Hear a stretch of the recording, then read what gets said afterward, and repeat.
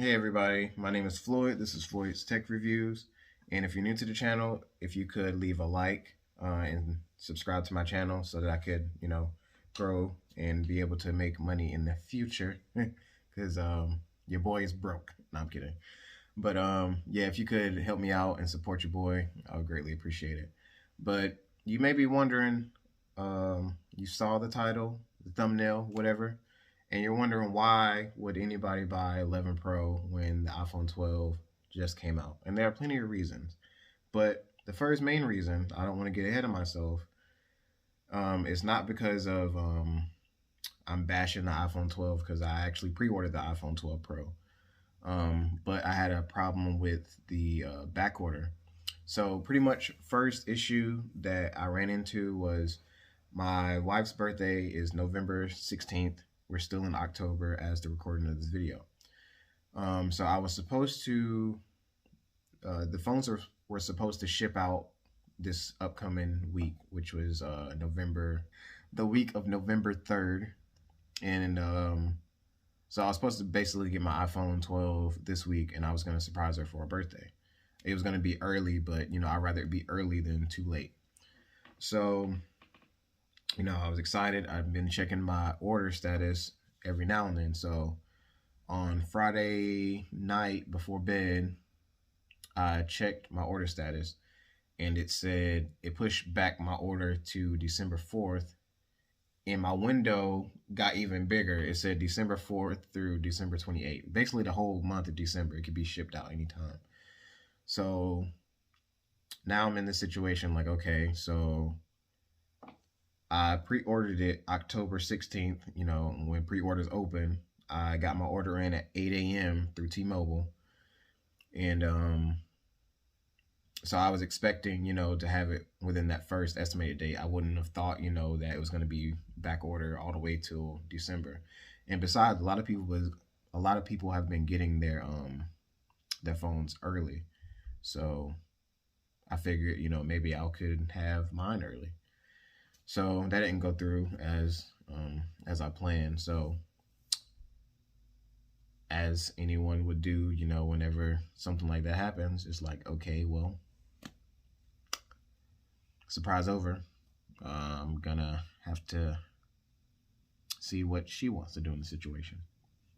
So I asked, would you rather wait for the iPhone 12 Pro, which will be here in December, possibly January, if they ship it out on the 28th and it takes 2 to 3 days to get here, basically the beginning of January.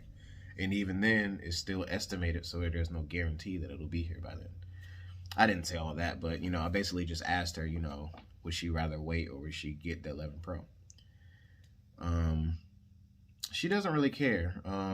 She's a simple woman. She just wanted a bigger phone so she can watch movies and obviously have a good battery life. So she currently has the iPhone 8. So anything newer than that would, be sufficient for her. So I was like, okay. So then it was basically up to me if I wanted, she asked me, if I wanted to wait, that's cool. But if I wanted to do it early and get the, 11 Pro, that's fine too. So then I had a question within myself, well, is it worth the wait?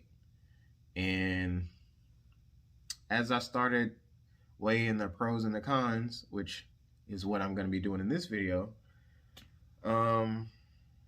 it didn't turn out too well. So I decided to get the 11 Pro, obviously. So there's some things that I'm going to be going over in this video that's going to basically be showing you why the 11 Pro is better than the 12 Pro. So, like I said before, I'm not bashing the 12 Pro. So all of you people who got the 12 Pro and saying that I'm mad that I didn't get mine is whatever. But Apple still wins at the end of the day. It's still an iPhone, so it doesn't really matter. So first thing, obviously with the new iPhone coming out, it's driving the other iPhones cheaper. So the 11 Pro is cheaper than the 12 Pro. That's pretty obvious. So with the price being cheaper, obviously there are better deals going on with the 11 Pro right now than it would with the 12 Pro. So I'm a starting out YouTuber. I don't have too much money to spend on equipment and things like that. So I'm talking to you right now on my Note 10 Plus, and I really need to use my smartphones as my camera. And I've been recording all of my videos on the Note 10 Plus or my iPhone 10 that you've seen already on my channel. So this is going to be my main camera, but obviously when I'm making videos about this, I still need another phone to record myself on. So I say all of that to say this. With the 12 Pro, I would have had to trade in this phone and my wife's iPhone 8 in order to have a decent monthly payment on the 12 Pro. Basically, what I'm trying to say is me being able to have my old phone and my new phone was a plus for me. Second thing, why the 11 Pro is better than the 12 Pro. As you know, all things every year, the older technology is obsolete or whatever. So the accessories for the older phones are actually cheaper than they would be when they first came out. So since the 11 Pro has come out, everybody's getting those in their hands. They're driving up the prices on those cases because everybody wants a case for their phone. Obviously, it's brand new.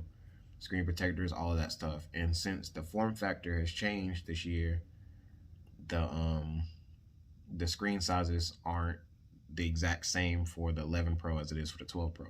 So there's a different line for the 12 Pro, leaving the 11 Pro and all these other older iPhones back. So these phones are, the accessories are cheaper pretty much. So like this case that I got, this is an official Apple leather case that's normally $55, $60, something like that. I picked it up today for $35. So that's a savings of $20, you know. And $20 is $20, you know. You can go out and have a good meal for $20, you know. And I have two of these, so I had to buy a case for myself and for my wife. So she is more clumsy than I am, so she likes the OtterBoxes. You know, OtterBoxes brand new on the newer phones are like $60 on the, you know, that's pretty much average. Picked up her case as well. That's $36. So in total, I spent $70 when I could have spent, I don't know, $90, $100 if I had the 12 Pro on the same type of cases, but for the newer phones. So I'm saving money even with that. And while we're on the topic of money, the third step, I mean, not the third step, the third reason why it's better is because it comes with the fast charging brick in the box. You don't have to go out and spend another $20 on charging bricks. So as you can see, if you were to get two of these phones, the price is really starting to add up and stacking up, you know. So if you have one iPhone 12 Pro, it's really not that bad. But when you're starting to factor in how much more money that you have to spend in order to have that 12 Pro, it's not stacking up in its favor, you know. Like you're sacrificing more. Like for me, not everybody has to do, you know, what I would have to do because everybody's circumstances is different. But for me, in order to have a decent amount of monthly payment, I would have had to trade in both of our phones.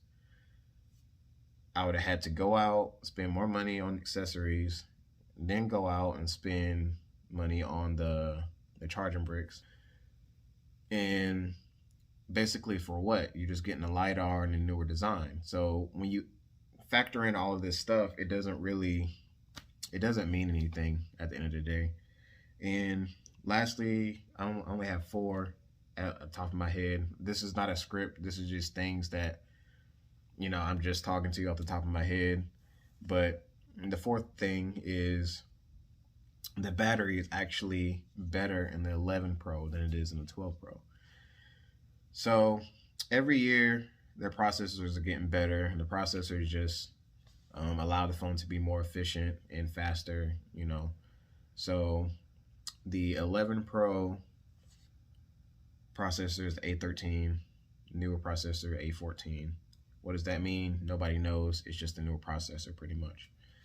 So the battery in the 11 Pro is bigger than the battery in the 12 Pro, which doesn't always mean necessarily that the newer phone is going to be worse battery life.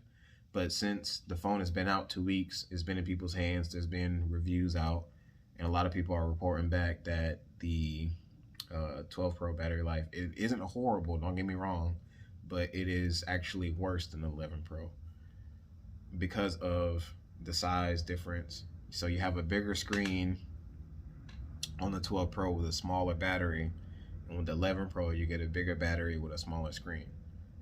I mean, we're talking like small amounts. It's like maybe 200 milliamp hours. Like for an example, 3,000 milliamp hours or something like that versus like 2,800 milliamp hours. I know I don't have like the exact numbers, but it's something small like that. And the screen sizes are 0.2 of an inch, 0.2 inches bigger on the newer one. So it's not that big of a deal, but at the end of the day, it does kill your battery faster. So you're actually paying more for a phone that dies faster. And even with 5G isn't even that great. But the times that you do actually use 5G, it just kills your battery even more. So, but you know, it's still a cool phone. I'm not knocking it. If I had the chance to get it early, I still would have gotten it even with the extra money, because I wasn't, thinking in the time. I was like with the hype.